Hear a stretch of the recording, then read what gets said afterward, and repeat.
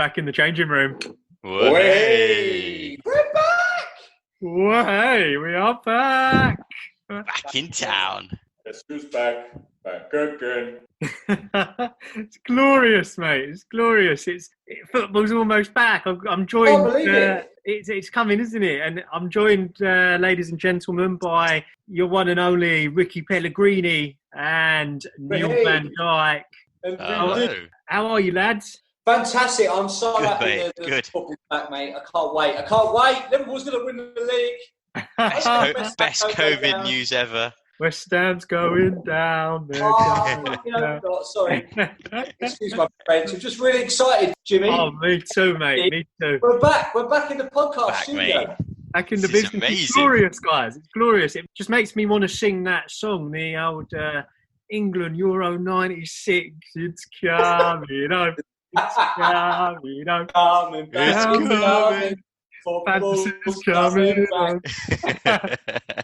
Come on, the Fantasy Premier League. That's all it's about, really. I don't care who wins the Premier League. It's about not being bottom in fantasy for me. I've got to get past 7th, mate. That is like winning the league for you. I've got to catch sausage burner. That's all it's about. That's the thing, though, isn't it? It's like the football was coming back, right? The football was coming back, and we're like, oh, fantastic. Saw it at Sky Sports News, June 17th, Arsenal, Man City, first game, going to kick off. What a good game. You're like, oh, brilliant. They're going to show the games. And then that dreaded feeling comes over you, like, damn it, I've got to start planning for my FPL team. And now, you're going back into I need to start studying again. You have to Yeah. get back to the toilet, mate. Form.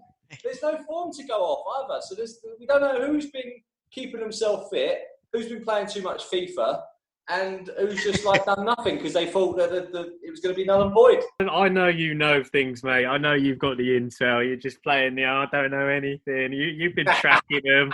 You've been checking the vital statistics on the Twitter. Ricky's been calling them every day. Yeah, isn't it? Playing too much FIFA. That's what I've been tracking. I remember you told us in an early episode of the season that you spend a good 45 minutes in the toilet doing your team. So at least you can get back in there, mate. And life is made. I don't know where you got that quote from, but I might have exaggerated slightly. Whilst looking at pictures of Cantwell, I believe, is what you said. But that's more closer to the truth. That's more closer. I do digress, ladies and gentlemen. We are back, and obviously, if you tuned in last week or 10 days ago, you'll see that we requested and FPL responded. We said we need free transfers until the beginning. We don't know what the players are like. They responded. They gave us the free transfers. They succumbed to the pressure. Gents, found it here first, and that's what happens. And I think we need to just give the public a little bit of an update on what's happening. So, NVD, there's a couple of new rules we should be aware of. Do you want to just run over those for us quickly? Yeah, so I guess first and foremost, the date you have in your diaries is that next Wednesday. So for those of you that are in the US, you've got until midday on Wednesday, the 17th of June to complete your team for the game week 30 deadline. The difference is that much like when you pick your team at the start of the season, you do have unlimited transfers. Now, you can still play your chips. So if you've got all 3 chips, you can still play them. But in addition to that, you're not going to be sanctioned with however many transfers that you had prior to the league going on hiatus. So yeah, you pretty much could start your team again. But naturally, we all know that that's going to carry its risk because who knows who's going to be on form or not. So I think that's kind of one of the key things that you FPL managers have got to take into account. Yeah, no, definitely. And Rikki Pelligrini, on that note, it is a double game week, right? So is there anyone that Man City or any of those teams you're looking at? Yeah, so there will be a double game week. It's very similar fixtures that we had where we left off before this whole pandemic kicked in. Because I noticed looking at my team, I had Aubameyang, for example. He was going to have a double game week as well, right? But then they cancelled that Arsenal game. I think that was kind of the catalyst. That was one of the first games that they ended up cancelling. Then the rest were. But yeah, so it's going to be kind of a similar kind of lineup in terms of the teams. As you say, it's going to be Man City. City, there's going to be Arsenal, there's going to be Aston Villa, there's going to be Sheffield United. So they're the 4 who are going to be having the double game week. So that'll give a lot of people impetus to kind of focus on those teams, at least to kick off. But the rest, as MVD is saying, is really going to be hard to tell, isn't it? Because there's no pre-season. We don't know who's looked after themselves. Who's put on weight, maybe we could look at some stats, in terms of their fitness, in terms of training. But then none of the teams are going to be releasing much. I know there's a couple of behind closed doors friendlies. Yeah. West Ham had one, I think, yesterday. And who was that against? QPR. They had a game against QPR. The lower league, of course. Apparently we won 3-0 or something like that. But that doesn't tell you much, does it? So, well, that's good intel, though, because did it have, who scored or not? I didn't see that, actually. No, I didn't see that release. So, again, it was kind of... I think a lot of these teams are trying to keep their cards close to their chest. I imagine, especially the teams who are fighting for the top 4 and especially the teams, fighting relegation. So, there's going to be a lot of kind of mind games going on. Everyone's going to try and get an edge in these last run into the season. But what an exciting end to the season this will be. In the summer as well. Well, it does sound, though, that there is a little bit of information out there, a little bit of data, some stats maybe. I know NVD was telling me my man, Eddie Nikita. What a ledge. He scored a hat-trick in a friendly, I believe. Yeah, so, that's right, against Charlton, yeah. He's smashing them in. Who else has been doing it, Neil? Anyone you've been keeping so I'm just trying to think out who've had friendly. So I know Manchester United was supposed to play Stoke, I think, in behind closed doors friendly, but that got called off because I don't know if it was one of the Stoke players or someone in the Stoke team tested positive even. So yeah, that got called off. But wasn't a Europa League game, was it? Should be used to it by now, right? I will say that Luke Shaw was looking a bit chunky though. I think he's had one too many Snickers during the year. But I don't think too many FPL managers are going to pick him anyway. So I don't think FPL managers have got anything to worry about. No, I'm just trying to remember who's had any friendlies. I mean, Liverpool, to be honest, haven't. They've played like the A team versus the B team mix up.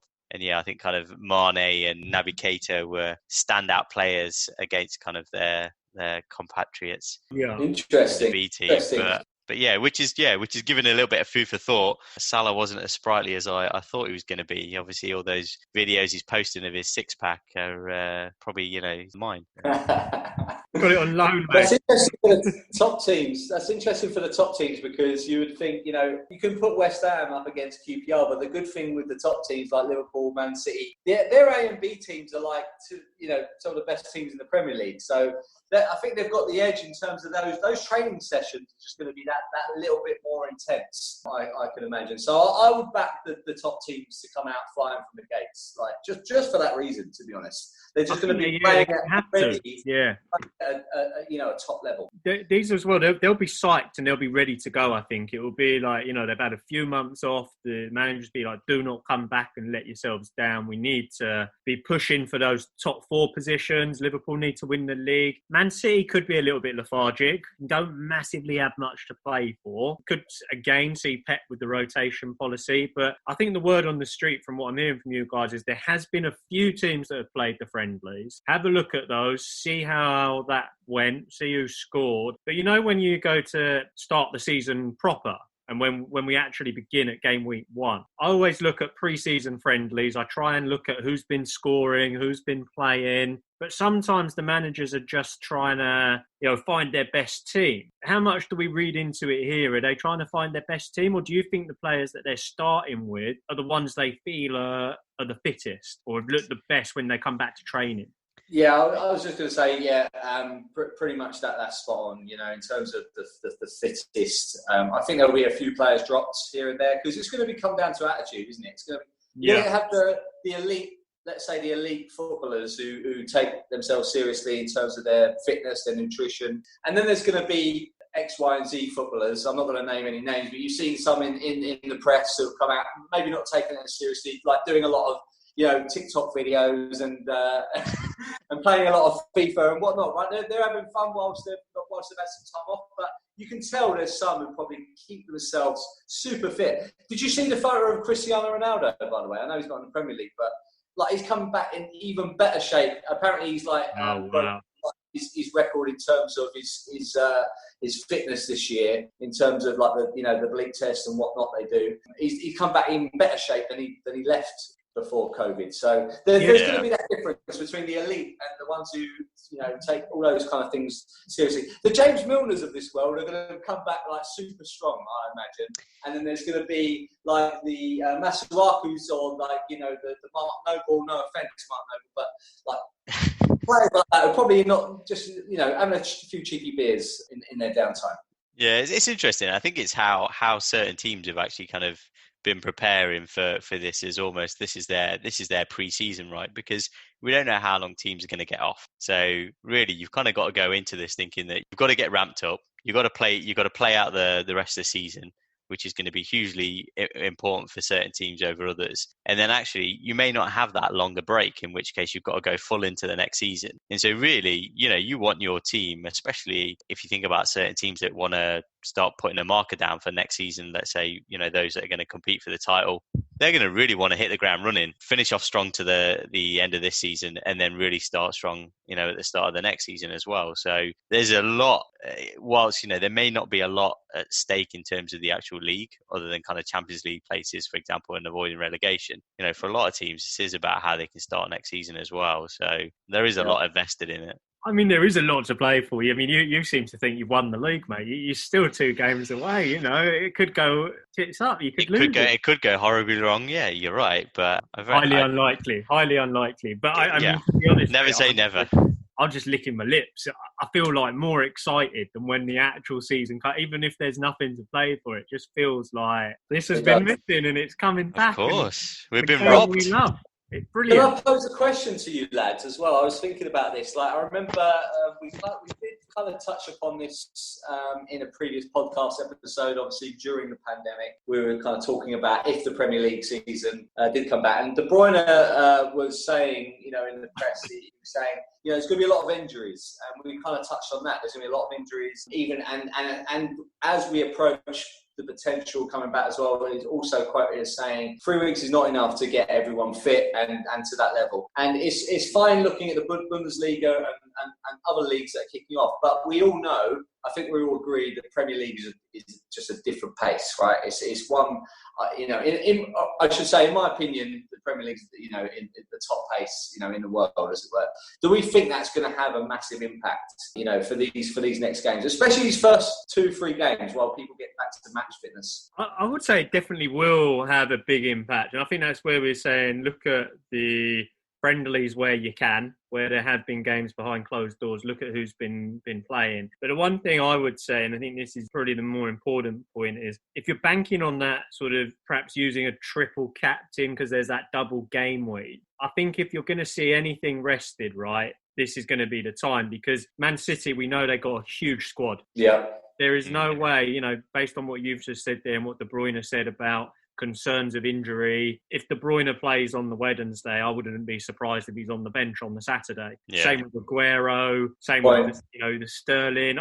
So I kind of think that sticking away perhaps from the old triple captain it's going to be a hard one to call, right? So I could see a definite rotation in the game. The teams that are playing double, so the double game week teams, they'll rotate. The rest, it's going to be whoever is the fittest, I think, that's going to get to start, in my opinion.